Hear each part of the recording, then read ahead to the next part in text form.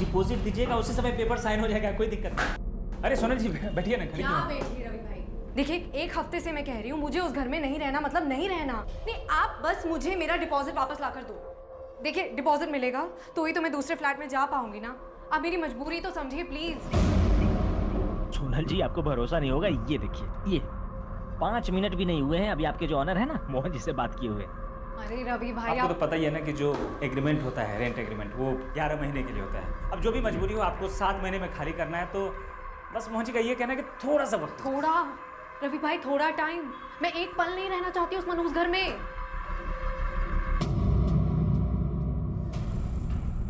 Envelope में चिट्ठियाँ हैं। जी सर। अर्जेंट है, कोई लापरवाही नहीं होनी चाहिए।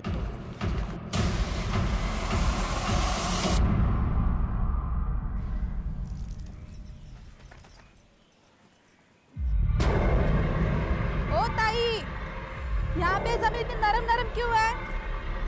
ए, क्या कर रही तू?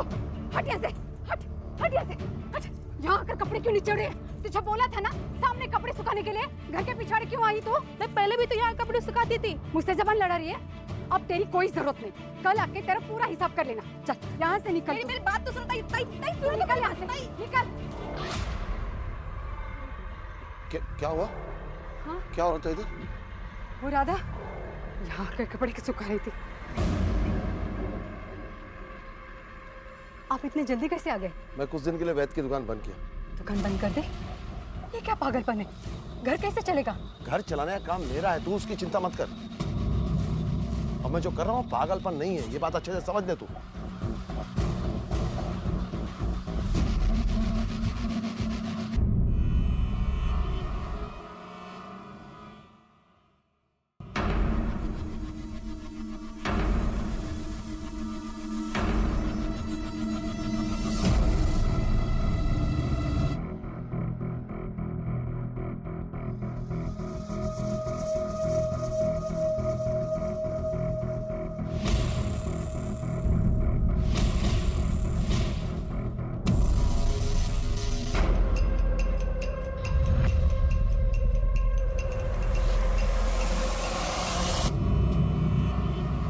अरे मैडम, आप अपने घर के सारे पंखे निकलवा रही हो और आपके घर में तो एसी भी नहीं है।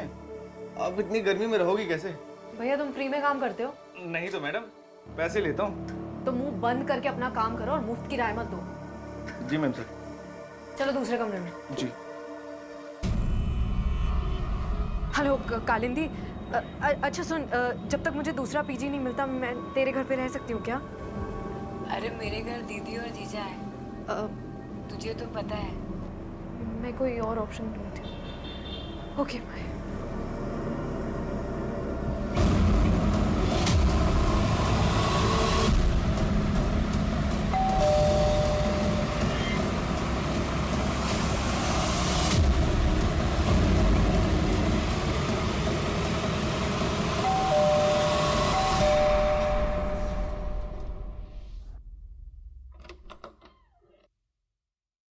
अरे मोहन भाई, आप आइए आइए। देखिए मोहन भाई, आप प्लीज मेरी कंडीशन समझने की कोशिश कीजिए। माता पिता मेरे हैं नहीं, एक भाई है, अपने घर का खर्चा, भाई की पढ़ाई सब मैं ही देख रही हूँ। आप प्लीज मेरा डिपॉजिट का पूरा पैसा लौटा दीजिए ताकि मैं कोई और घर जाके देख लूँ। देख सोनल, दूसरा किराएदार मिलेगा ना, उसकी डिपॉजिट में से तेरे 50,000 लौटा दूंगा। अरे नहीं मिलेगा कोई किराएदार आपको, मनहूस है ये घर। रवि भाई भी कह रहे थे उस दिन, पूछिए। अरे नहीं मोहन बाबू, वो बाहर लोग बात कर रहे थे तो निकल गया वो मुंह से। वो लोग मेरे घर को बदनाम कर रहे हैं और तू उन लोग का साथ दे रहा है। नहीं मिलेगा डिपॉजिट वापस। हो सकता है कर लो। हाँ कर लूंगी, निकलवा के रहूंगी डिपॉजिट के पैसे।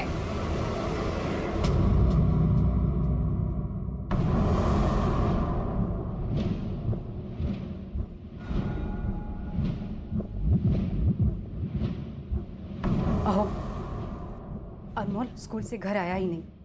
वो अपने दोस्त यश के यहाँ रुका है और कह रहा है कि यहाँ आएगा ही नहीं। जाओ बेटा, तुम अंदर जाओ, दरवाजा बंद कर लो। चल पापा, पापा पापा मेरी बात सुनो, मुझे इस घर में नहीं जाना है पापा। पापा पापा मेरी बात तो सुनो पापा। पापा मुझे इस घर में डर लगता है, मुझे इस घर में नहीं जाना है पापा। तो सुनो पापा।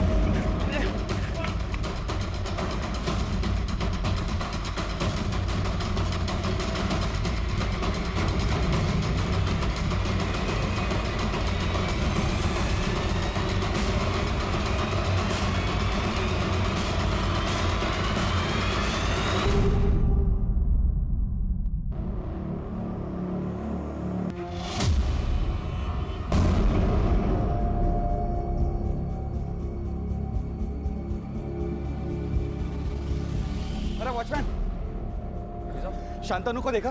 कब से ढूंढ रहा हूँ, मिल नहीं रहा है कहीं पे। नहीं तो साहब। अगर आपने देखा शांतनु को? मोहन भाई सुनो ना। ए सोनल देख, प्लीज अभी डिपॉजिट की बात मत करना, मैं बहुत परेशान हूँ। मैं जानती हूँ आप क्यों परेशान हो। आइए आपकी परेशानी का हल बताती हूँ।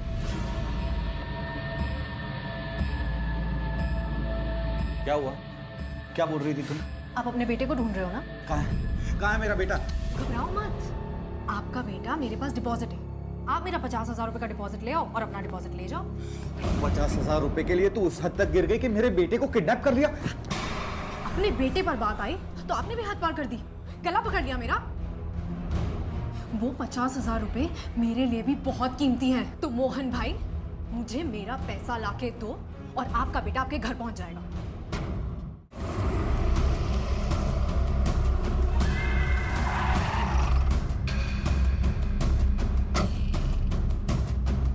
सर, हमें से किसी लड़के की लाश मिली है। इसका नाम अनमोल है। हमने आस पड़ोस में पूछताछ की। पड़ोसियों के मुताबिक इसकी फैमिली वाले कल रात से ही बाहर गए। लेकिन केदार की जो चिट्ठी हमें मिली है उसमें उसने अपनी बेटी की लाश का जिक्र किया है, जिसकी मौत काफी दिन पहले हो चुकी है। और उस चिट्ठी के मुताबिक उसकी बेटी की लाश इसी घर में है। अर्जुन, घर की अच्छी तरह से तलाशी लो, लाश यहीं कहीं होगी। और सर्च करो, लगा जरा।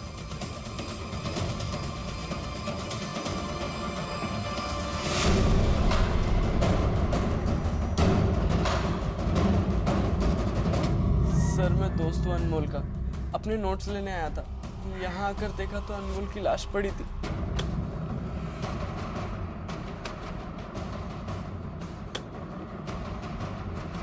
एक मिनट बाजू केदार और उसका परिवार अचानक कहाँ चले गए? सर कल रात को कहीं निकल गए। कहाँ गए, कुछ मालूम? नहीं सर। सर पीछे कुछ है।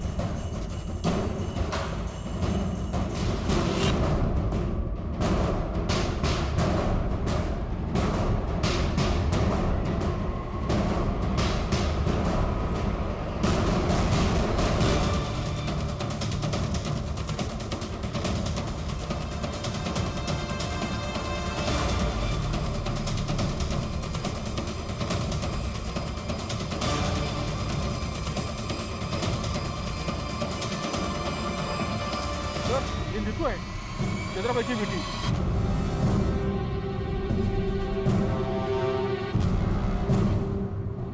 आपके पड़ोस में एक लड़की की लाश जमीन में गाड़ दी गई और आपको पता तक नहीं चला? हमें बिल्कुल भनक नहीं थी। हाँ, लेकिन कुछ दिनों से केदार के घर के बाहर कुत्ते भौंक रहे थे। कुछ दिनों से केदार भाई और वहीनी कोई किससे बात नहीं करता था। और तो और केदार भाई ने अपनी दवाई की दुकान भी बंद कर डाली। केदार और उसकी बीवी का फोन नंबर होगा तुम्हारे पास? जी हाँ सर। दीजिए हमें। बताइए।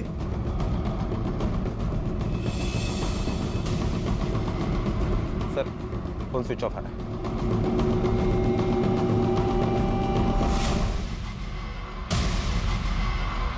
क्राइम ब्रांच ने उन चिट्ठियों की जांच की जो केदार दीक्षित ने न्याय की गुहार लगाते हुए पुलिस के आला अफसरों और नेताओं को लिखी थी।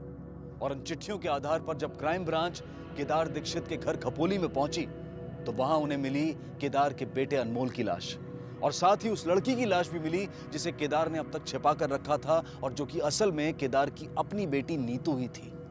अगर कुछ नहीं मिला था तो वो था खुद केदार दीक्षित और उसका परिवार जो अचानक कहीं गायब हो गया था। समझ में नहीं आ रहा था कि आखिर अचानक पूरा परिवार कहां चला गया था और किसने की थी अनमोल की हत्या।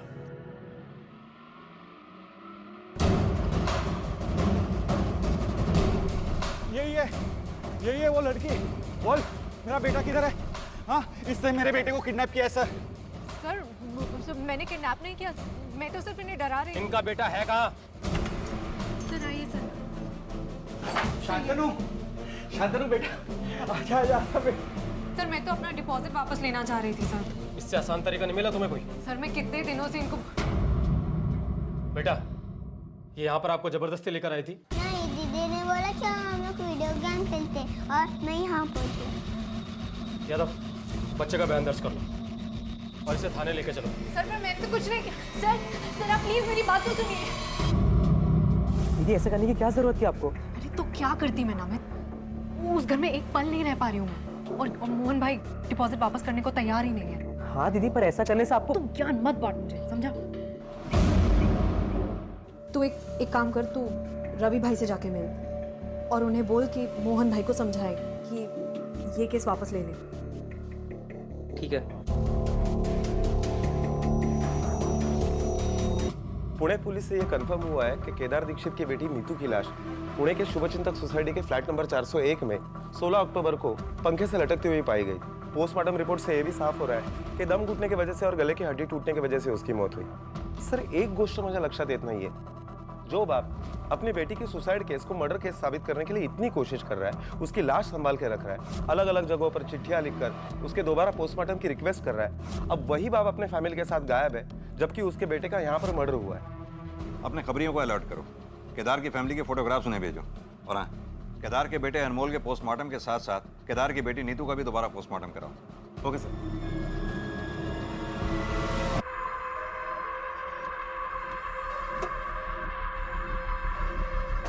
ये अनमोल दीक्षित का घर किधर है? काय झाला? वो अंतिम संस्कार का सामान लाया था।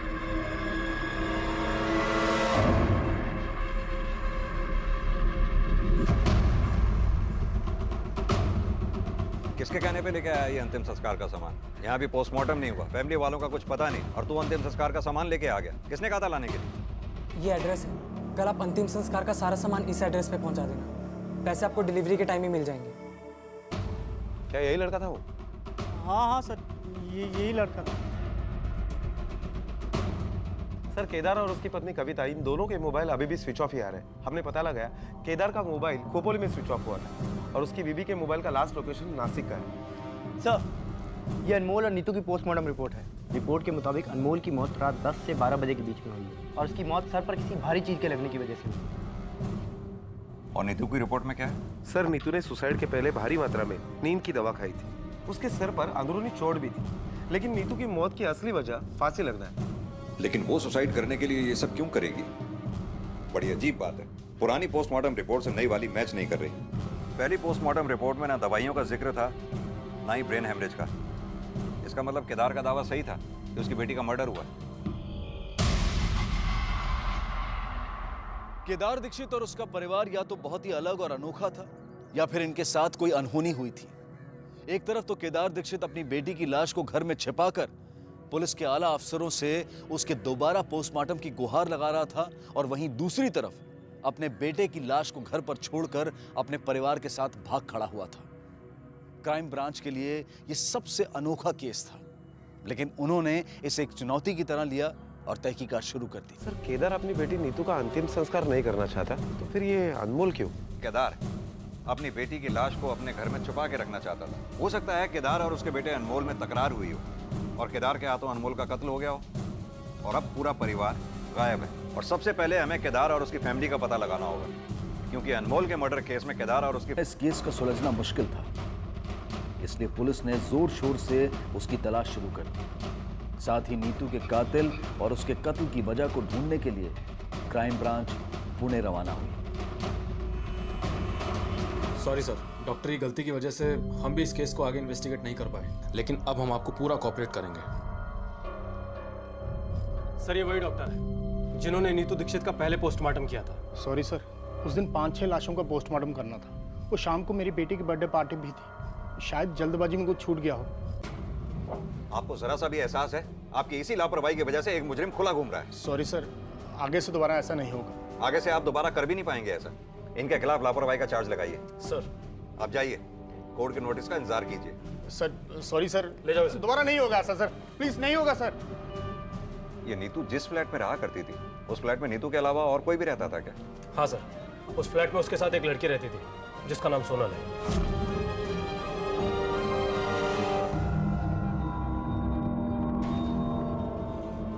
Rickshaw, auto.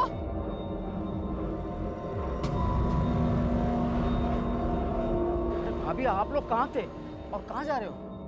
हम घर जा रहे हैं। आप लोग को पुलिस ढूंढ रही है। पुलिस? आपके घर से नीतू की लाश मिली है। लाश? अभी आप तो ऐसा बोल रही जैसे आपको कुछ मालूम ही नहीं है। आप लोग जिस रात को गए उसी रात को अनमोल का मर्डर भी हो गया। अनमोल? हाँ भाभी, हमने आपका फोन बहुत ट्राई किया मगर फोन भी तो नहीं लग रहा था।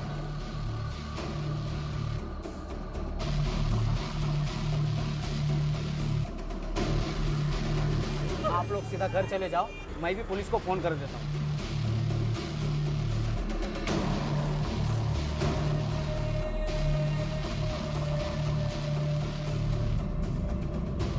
कितनी बार बोला तुझे खाने के पीछे पानी नहीं पीते? ऐसे मॉल में खाना बिना पानी के गले से नीचे नहीं उतर रहा है। तो मत खाओ। भैया रेलवे स्टेशन चलो। आप लोग जिस रात को गए उसी रात को अनमोल का मर्डर भी हो गया। अब हम घर नहीं जा सकते।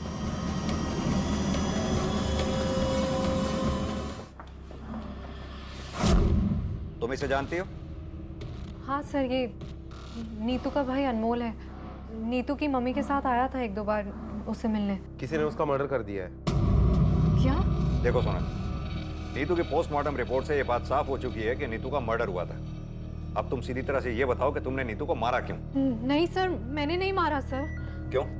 जो लड़की 50,000 रुपए के लिए अपने मकान मालिक के बेटे को किडनैप कर सकती है, उसके लिए मर्डर करना कौन सी बड़ी बात है? नहीं सर, आप मेरा यकीन कीजिए सर। सर मुझे तो अभी तक यही लग रहा था कि नीतू ने सुसाइड किया था। तुम्हें ऐसा क्यों लगता था कि नीतू ने सुसाइड किया होगा? सर मैं, नीतू और रचना हम तीनों बेस्ट फ्रेंड्स थे सर। मैं और नीतू साथ रहते थे सर, और हमारी बिल्डिंग में रचना 6th फ्लोर पर रहती थी। वो फ्लैट उसके पापा ने उसे गिफ्ट दिया था। शादी के बाद वो और उसका हस्बैंड वहीं रहने वाले थे। 2 महीने पहले उसने अपने ही फ्लैट से कूद के सुसाइड कर लिया। हो सकता है वो भी मर्डर हो। नहीं सर, रचना ने सुसाइड ही किया था, क्योंकि हमें उसके हाथ से लिखा हुआ सुसाइड नोट मिला था। क्या रचना के सुसाइड का कारण जानती हो? हाँ सर। सर रचना जिस लड़के से प्यार करती थी उसकी एक एक्सीडेंट में मौत हो गई, और फिर रचना काफ़ी डिप्रेस्ड रहने लगी थी। और फिर रचना के सुसाइड के बाद नीतू हमेशा सिर्फ उसी की बातें करती रहती थी सर। वो भी डिप्रेशन में आ गई थी। और नीतू क्या कर रही है? जल जाएगा।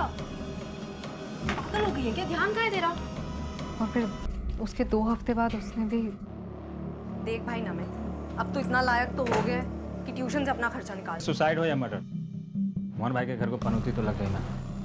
यहाँ 2 लोगों की जान चली गई, तुम्हें फ्लैट की पनौती की पड़ी है। इस फ्लैट में नीतू और सोनल के अलावा और कौन कौन आया जाया करता था? सर फिलहाल तो ये दोनों ही रहती थी, लेकिन नीतू की मौत के 10 दिन पहले तक छाया भी इन लोगों के साथ रहती थी। छाया जीआरटी कॉलेज में इनके साथ ही पढ़ाई करती थी। अर्जुन, इस छाया के बारे में सारी इंफॉर्मेशन निकालो।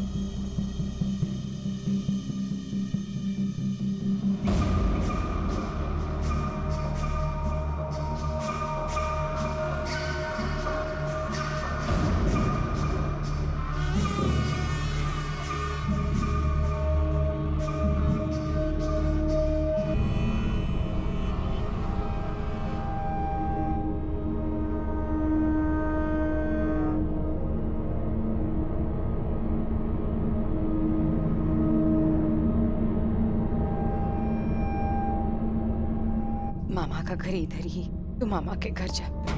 आई नहीं, आई प्लीज प्लीज मुझे नहीं जाना है। बाबू ऐसे नहीं करते, जा जा बोलते ना।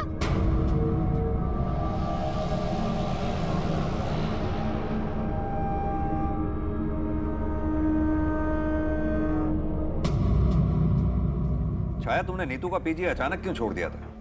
सर रचना की मौत के बाद उस बिल्डिंग को लोग मनोज बिल्डिंग कहने लगे थे, इसलिए छोड़ दिया। छाया, हमें पता चला है तुम्हारी फैमिली की फाइनेंशियल कंडीशन कुछ ठीक नहीं है। तुमने मेडिकल कॉलेज में स्कॉलरशिप लेने के लिए अप्लाई किया था। फर्स्ट सेमेस्टर में तुम्हारी रैंक 2nd थी और नीतू की 1st। और इस सेमेस्टर में तुम नहीं चाहती कि नीतू दोबारा 1st आए। 16 तारीख को जिस दिन नीतू का 1 से 3 बजे के बीच में मर्डर हुआ, उस दिन तुम उसी पीजी में देखी गई थी। तुम्हें वॉचमैन ने भी देखा था। सर मैं तो सिर्फ अपना सामान लेने गई थी।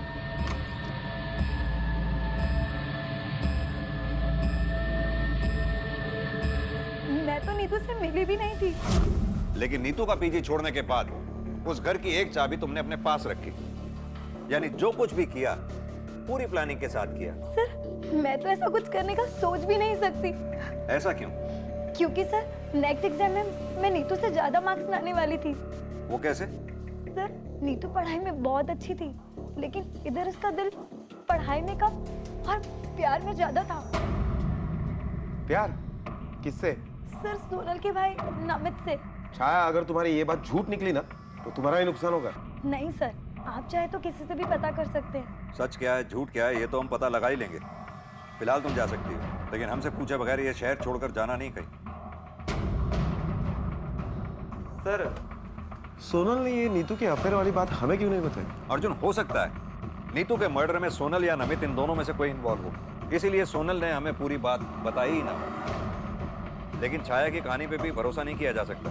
हो सकता है इसने अपने आप को बचाने के लिए कोई कहानी बनाई हो। ये छाया के स्टेटमेंट को क्रॉस वेरीफाई करो। Okay sir.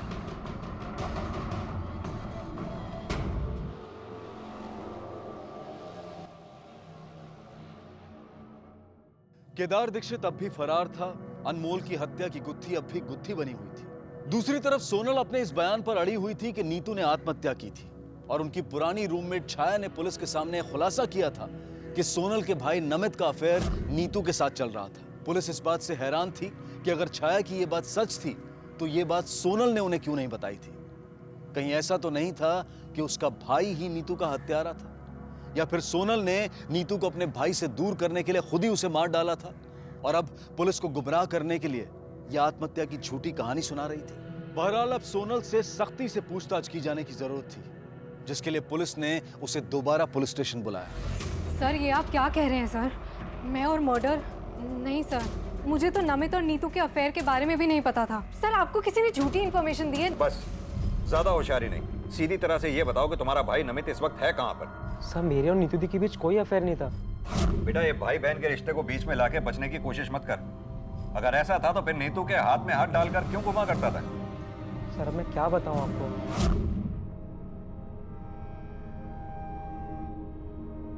हाय, मैं आदित्य। तो मैं यही बाजू वाली बिल्डिंग में रहता हूँ। एक्चुअली मुझे कहीं अर्जेंटली जाना है, तो प्लीज़ मुझे ऑटो रिक्शा स्टैंड तक छोड़ दो। हाँ it's fine. Thank you so much.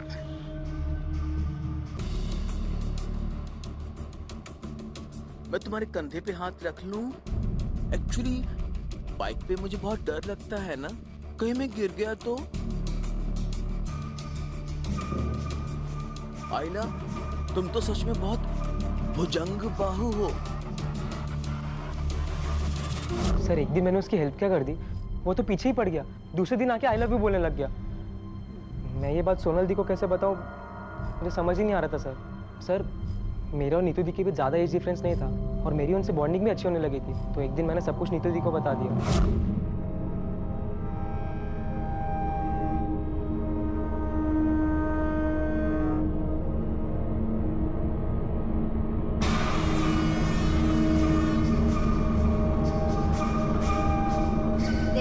एक दो दिन ऐसे ही नाटक करेंगे गर्लफ्रेंड बॉयफ्रेंड होने का, फिर वो समझ जाएगा कि तू उसके टाइप का नहीं और तेरा पीछा भी छोड़ देगा।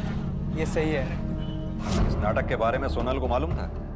नहीं सर, सोनल दी को इसके बारे में कुछ नहीं पता था। मतलब तेरी कहानी सच है या नहीं, इस बात का कोई सबूत या गवाह है ही नहीं। जो गवाह थी नीतू, वो मर चुकी है। मतलब तेरी कहानी झूठ भी हो सकती है, कोई बात नहीं। अब तेरी कहानी का सच आदित्य बताएगा। नहीं सर, नहीं सर।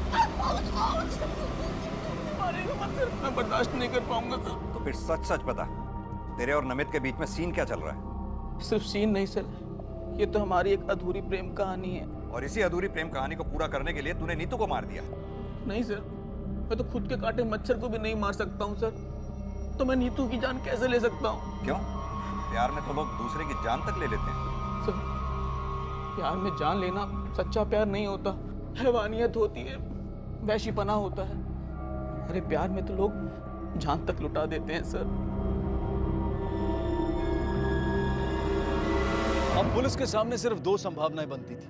पहली, सोनल और उसके भाई नमित में से किसी एक ने या फिर दोनों ने मिलकर नीतू का कत्ल किया था, या फिर नमित से एक तरफा प्यार करने वाले इस लड़के आदित्य ने नीतू को नमित से दूर रखने के लिए उसे मार दिया था। पुलिस ने इन दोनों संभावनाओं को खंगालने की कश्मकश शुरू कर दी, लेकिन वो इस बात से अनजान थी कि जल्द ही उन्हें इस मामले से जुड़ी अब तक की सबसे बड़ी खबर मिलने वाली थी। एक minute sir. Hello, okay, thank you sir. अभी इंफॉर्मेशन मिली है कि केदार के एटीएम कार्ड से नासिक के एरिया से पैसे निकाले गए हैं। नासिक पुलिस को इन्फॉर्म करो, नासिक निकलने की तैयारी करो। सर ये रूम में है, ये रूम में। धोखा दी तू मेरे को। हाँ, मैं पागल वागल नहीं हूँ। छोड़ छोड़ छोड़ मेरे को, छोड़। फसौलस तू मला धोखे से लेके आई मेरे को इधर। फसौलस तू। हाँ, छोड़ छोड़, मैं पागल नहीं हूँ।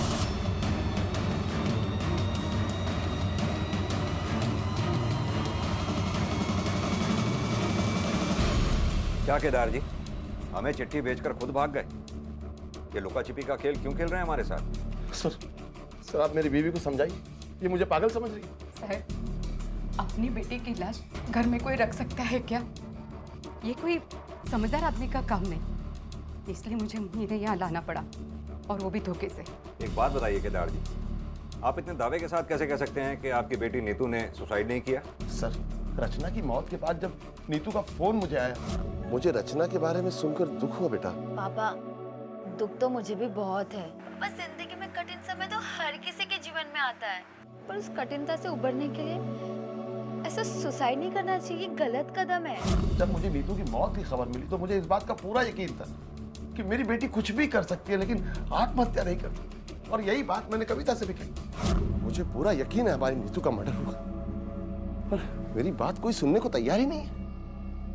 मेरी समझ में नहीं आ रहा मैं क्या करूं। सबको चिट्ठी भी लिखी पर अहो हे बगा, मैं कमलेश भैया से बात करती हूँ। उसका एक दोस्त नासिक में विधायक है, वो हमारी जरूर मदद करेगा, और नीतू का दोबारा पोस्टमार्टम भी हो जाएगा। ठीक है मकसद, आज रात ही जाओ यार। ये किधर लेके आई? ये तो हॉस्पिटल है।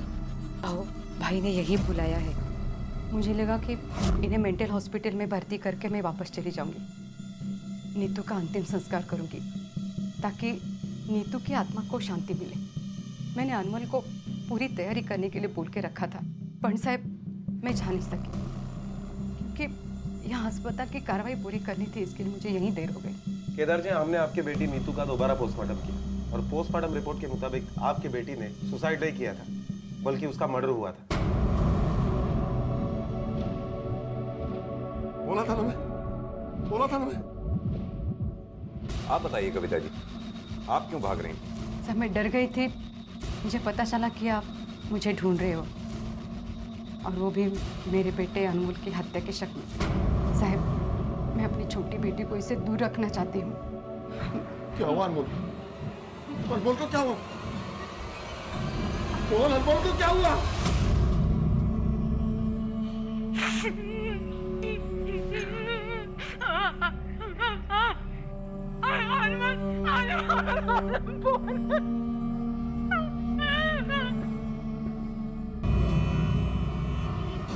सर मुझे लगता है अनमोल के मर्डर से बचने के लिए अपने बीबी के साथ मिलकर केदार ने मेंटल होने का नाटक किया होगा, ताकि अगर हम उसे पकड़ भी ले तो मेडिकल ग्राउंड पर उसे सजा में कुछ राहत मिले।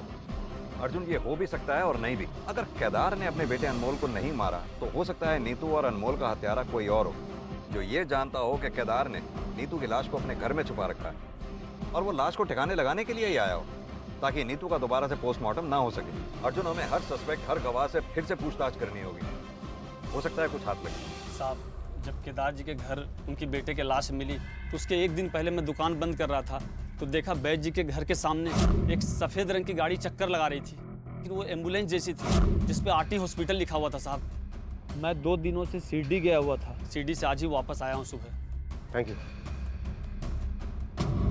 सर। ठीक है सर, जिस दिन अनमोल का मर्डर हुआ था उसी दिन आरटी हॉस्पिटल की एम्बुलेंस पूना से खोपोली जा रही थी। वही एम्बुलेंस केदार के घर पर भी दिखाई दी थी। सर, पूना से खोपोली जाने वाले टोल नाके पर जो सीसीटीवी कैमरा है उससे हमने फुटेज निकाली और उससे ये फोटो निकाला। ये दोनों भी हॉस्पिटल के एम्प्लॉय नहीं है।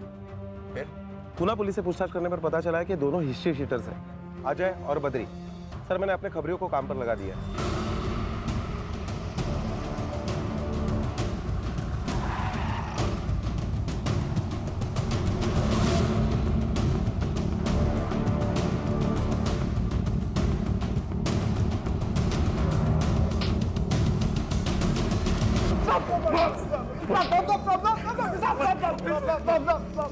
बता, किसके कहने पे केदार दीक्षित के घर में गया था और क्यों गया था? सच सच बताइए, वरना आज तेरी कब्र यहीं बना दूंगा। साहब हमें तो काम मिला था केदार के घर से उसकी बेटी की लाश को ठिकाने लगाने का। हमारे दोस्त के गैराज में एक हॉस्पिटल वैन थी, हमने वो ली और केदार के घर खपोली पहुंचे और देखा कि पूरी फैमिली कहीं बाहर जा रही थी। तो हमने सोचा कि सही मौका है। जब हम अंदर गए तो हमने देखा कि केदार का बेटा घर पे था। बता बेटा, लाश किधर है? साहब वो भागने की और चिल्लाने की कोशिश कर रहा था, तो हमने उसके सर पे पत्थर से वार किया और वो मर गया। और हमें लाश भी नहीं मिली उसके घर से। किसके कहने पे किया था ये सब? आदित्य नाम बताया था साहब उसने अपना।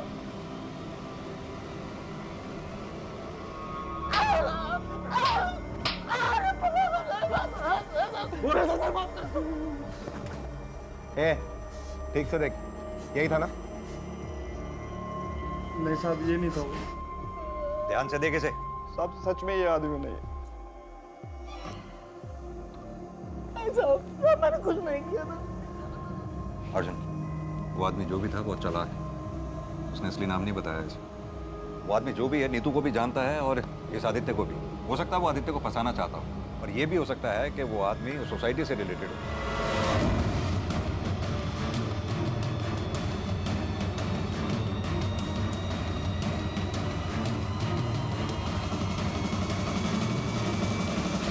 मोहन जी, मुझे आपसे नीतू के बारे में कुछ पूछताछ करनी है।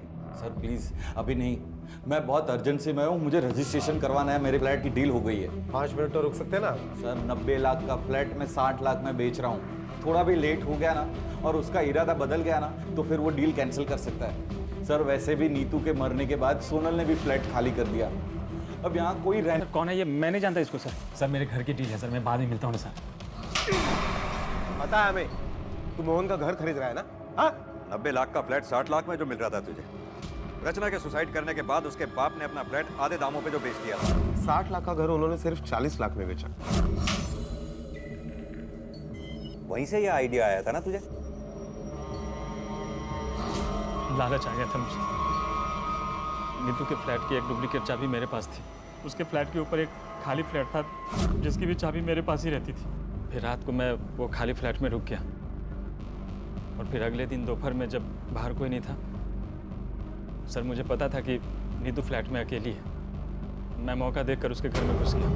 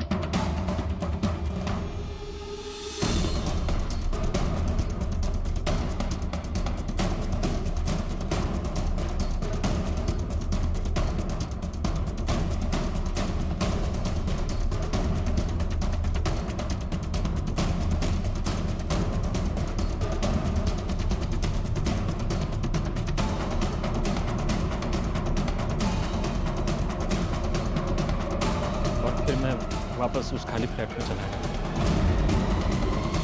जब पोस्टमार्टम रिपोर्ट में भी ये आया कि उसने सुसाइड किया तो मुझे लगा कि मेरा प्लान सक्सेस हो गया। लेकिन केदार जी मानने को तैयार ही नहीं थे कि उनकी बेटी ने सुसाइड किया। देखिए सर, आप लोगों से गलती हो रही है। आप मेरी बात मानिए, एक बार उसका पोस्टमार्टम फिर से करवाइए। दोबारा पोस्टमार्टम नहीं करवा सकते। आप बात को समझने की कोशिश कीजिए और प्लीज बॉडी को ले जाइए। मैं अपनी बेटी की लाश तो लेके जा रहा हूँ, लेकिन जब तक आप लोग उसका दोबारा पोस्टमार्टम नहीं करवाएंगे मैं उसका अंतिम संस्कार नहीं करूंगा। सर मैं बहुत डर गया था। मैंने सोचा अगर दोबारा पोस्टमार्टम होता है और कुछ निकलता है तो मैं बुरी तरह फंस जाऊंगा। फिर मैं अजय से मिला और लाश चुरा के उसे ठिकाने लगाने का काम दिया। सस्ते फ्लैट खरीदने के चक्कर में एक बसे बसाए परिवार का पूरा घर बर्बाद कर दिया तुमने। अब यही है घर तेरा, सड़ेगा सारी जिंदगी इसी जेल में।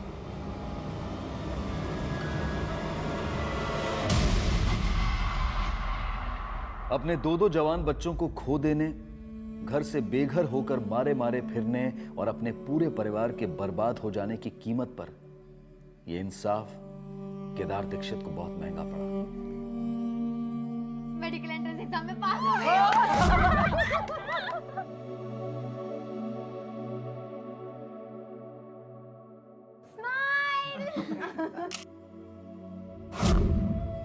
आप सही थे।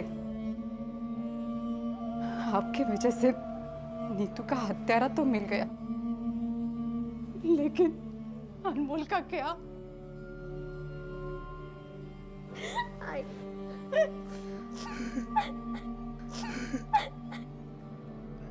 नीतू की ये कहानी उन सभी लोगों के लिए एक बहुत बड़ा सवाल है जो जुर्म, लालच और नाइंसाफी की इस तरह की घटनाओं को सुनकर और पढ़कर अफसोस जताते हुए ये तो कहते हैं कि ये दुनिया अब रहने लायक नहीं रही है, लेकिन इस सच्चाई को पूरी तरह से नजरअंदाज कर देते हैं कि कहीं ना कहीं इन हालात के लिए वो खुद भी जिम्मेदार है। हम सब जिम्मेदार हैं। हर वो इंसान जिम्मेदार है जो इस समाज में, इस दुनिया में रहता है। वो एस्टेट एजेंट जिसने अपनी लालच की वजह से नीतू का कत्ल किया, वो किसी दूसरे ग्रह से नहीं आया था, बल्कि हमारे इसी समाज का हिस्सा था। कुछ लोग शायद ये कहेंगे कि किसी एक व्यक्ति की गलती का जिम्मेदार पूरे समाज को कैसे ठहराया जा सकता है, लेकिन इस तर्क में कोई दम नहीं। ये पूरी तरह से खोखला है, क्योंकि किसी भी इंसान को उसकी सोच, उसके परिवार और अपने समाज से मिलती है। अपने बेटे की किसी ऐसी जगह पर पोस्टिंग हो जाने पर जहां पर ऊपरी कमाई अच्छी होती है, हम खुशी में पूरे मोहल्ले में लड्डू बांटते हैं। हम ये कभी नहीं मानते हैं कि हमने हर इंसान में लालच के संस्कार खुद भरे हैं। हमने पैसे को, रुपए को इतना इंपॉर्टेंट बना दिया है कि हर कोई उसे पाना चाहता है, फिर चाहे उसे पाने का रास्ता और तरीका कितना भी गलत क्यों ना हो। अगर हम चाहते हैं कि जो कुछ नीतू और उसके पिता केदार दीक्षित के साथ हुआ वो दोबारा ना हो, तो हमें अपने सामाजिक संस्कारों पर फिर से गौर करना होगा, शायद उन्हें बदलना होगा, वरना इस तरह के हादसे बार बार होते रहेंगे और फिर ये दुनिया वाकई में रहने के लायक नहीं रहेगी। इसी विचार के साथ अब मैं अनूप सोनी आपसे विदा लेता हूं। फिर मुलाकात होगी अगले एपिसोड में एक और चौंका देने वाले केस के साथ। तब तक अपना और अपने परिवार का ख्याल रखें और देखते रहें क्राइम पेट्रोल डायल 100। सबक एक को, सीख हम सबको।